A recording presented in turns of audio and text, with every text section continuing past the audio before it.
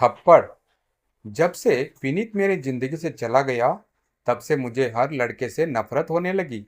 मैं उससे बहुत प्यार करती थी। हम 4 साल से रिलेशन में थे। लेकिन जब एक दिन वह बिना बताए मेरी जिंदगी से चला गया, अब मुझे समझ आया कि इस दुनिया में प्यार नाम की कोई चीज होती ही नहीं। अब मैं एक दिल विहीन लड़की बन गई हूँ। अब मुझे किसी चीज से डर नहीं लगता, क्योंकि मुझे लगता है कि इससे बुरा और क्या हो सकता है मेरी जिंदगी में। इसी वजह से आज मैंने माँ पापा के कहने पर एक लड़के से शादी करने के लिए हाँ कर दी है। माँ पापा ने कहा कि उस लड़के को मुझसे मिलना है।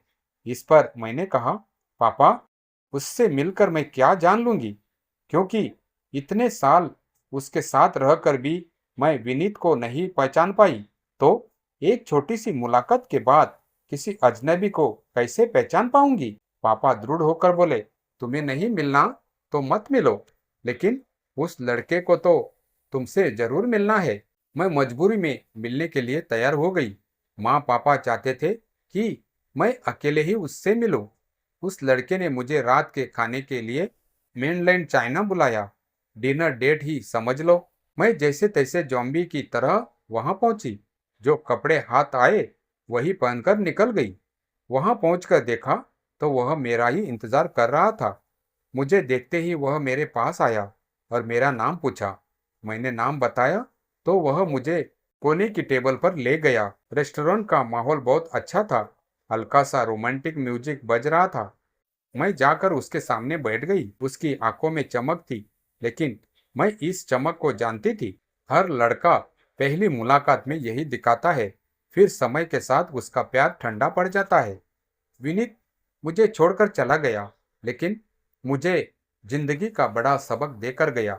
मेरा उदास चेहरा देखकर उसने पूछा, क्या हुआ सोनाली, सब ठीक है ना? मैंने कहा, मेरी तबीयत थोड़ी खराब है। वह बोला, अरे, फिर आज मिलने क्यों आई? हम फिर कभी मिल लेते। उसकी आंखों में सच्चाई झलक रही थी। वह एक शरीफ लड़का लग रहा था, लेकिन मैं उस पर विश्वास नहीं करना चाहती थी, क्योंकि मुझे पता था कि लड़के गिरगिट की तरह जल्दी रंग बदलते हैं। मैं बोली, नहीं, अब मैं ठीक हूँ, कोई प्रॉब्लम नहीं है। उसने मेरी पसंद के चाइनीज डिश ऑर्डर किए। खाते समय मुझे याद आया कि मैंने अभी तक उसका नाम ही नहीं पूछा। मैंने कहा, सॉरी, मैं ये सवाल अब पूछ रही हूँ, लेकिन तुम्हारा नाम क्या है? विनीत, उसने खाते खाते जवाब दिया। उसका नाम सुनकर मेरे होश उड़ गए। यही वो नाम था जिसे मैं फिर कभी सुनना नहीं चाहती थी। मुझे खुद पर गुस्सा आया। मैं अचानक खड़ी हो गई और बोली, मैं जा रही हूँ, मेरी तबीयत अचानक बिगड़ रही है। वह घबरा गया। क्या हुआ सलोनी? चलो, मैं तुम्हें गाड़ी से घर छोड़ देता हूँ। लेकिन उसके मुंह से निकला हर शब्द अब मुझे कांटे की तरह चुभ रहा था। बिना जवाब दिए मैं बाहर निकल गई। वह मेरे पीछे पीछे दौड़ा। मैं गुस्से से कांप रही थी और आंखों से आंसू बह रहे थे। बाहर आकर मैं टैक्सी का इंतजार करने लगी। मेरे आंखों के आंसू देखकर विनीत ने मेरा हाथ पकड़ लिया और मुझे गाड़ी में बिठाने की कोशिश की। उसका हाथ पकड़ना ही मेरे गुस्से को फटने के लिए काफी था। मैंने उसे जोर से तमाचा मार दिया। वह हैरान होकर जड़ हो गया और फिर उस विनीत का गुस्सा इस विनीत पर निकल पड़ा। मैं बोली, कितने स्वार्थी होते हो तुम लड़के, सिर्फ अपने बारे में सोचते हो।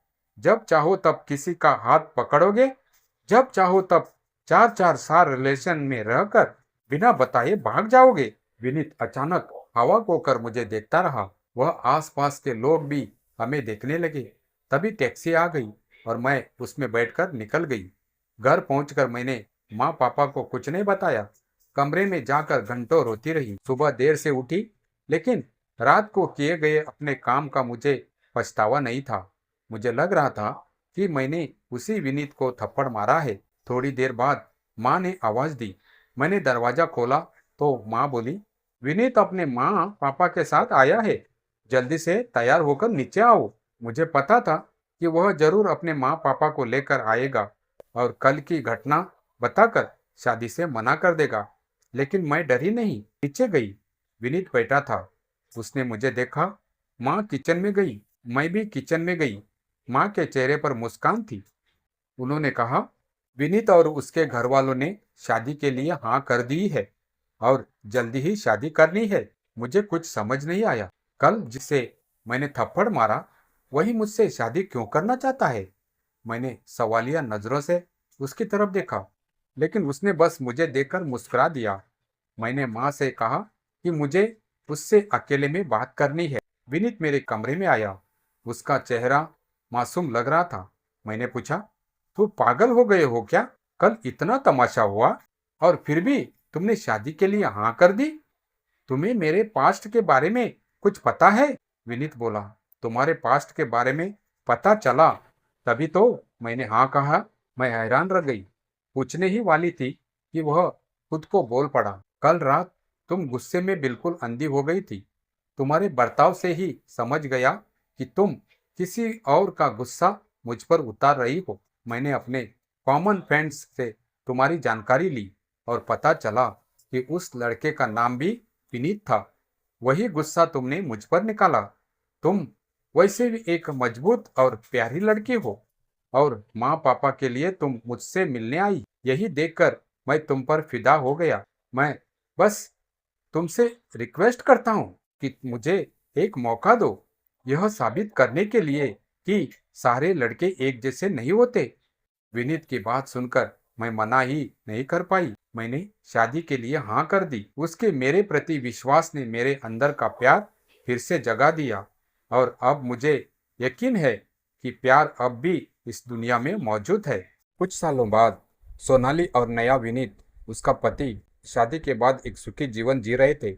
सोनाली अब पहले जैसी टूटी हुई लड़की नहीं रही थी। उसके चेहरे पर आत्मविश्वास और दिल में सच्चे प्यार की रोशनी थी। एक दिन वह अपने पति के साथ शॉपिंग मॉल में गई हुई थी। तभी उसकी नज़र सामने खड़े एक शख्स पर पड़ी। वह पुराना विनीत था, वही जिसने उसे धोखा दिया था। उसकी हालत अब बिल्कुल बदल चुकी थी। बिखरे बाल, थकी हुई आंखें और चेहरे पर पछतावे की गहरी लकीरें। वह सोनाली को देखकर सकपका गया। पुराना विनीत हकला कर बोला, सोनाली तुम यहाँ? सोनाली ने उसे ठंडी नजरों से देखा और कहा, हाँ मैं यहाँ हूँ, लेकिन अब वैसी सोनाली नहीं हूँ जिसे तुमने कभी रुलाया था। अब मैं किसी की पत्नी हूँ और सबसे बढ़कर मैंने खुद से प्यार करना सीख लिया है। वह चुपचाप खड़ा रहा। उसकी आंखों से आंसू छलक आए। मुझे माफ कर दो सोनाली, मैंने बहुत बड़ी गलती की थी। सोनाली ने दृढ़ आवाज में कहा, माफी? मैं तुम्हें माफ कर चुकी हूँ, लेकिन उस वजह से नहीं कि तुम इसके लायक हो, बल्कि इसलिए कि मैं अपने अतीत का बोझ नहीं ढोना चाहती। आज अगर मैं खुश हूँ तो सिर्फ इसलिए कि मैंने सही इंसान को चुना, जो मेरे दर्द को समझा और मुझे फिर से जीना सिखाया। इतना कहकर उसने अपने पति का हाथ थाम लिया। नया विनीत उसके साथ खड़ा मुस्कुरा रहा था। पुराना विनीत जमीन पर नजरें झुकाकर वही खड़ा रह गया। उसके लिए अब सिर्फ पछतावा ही बचा था।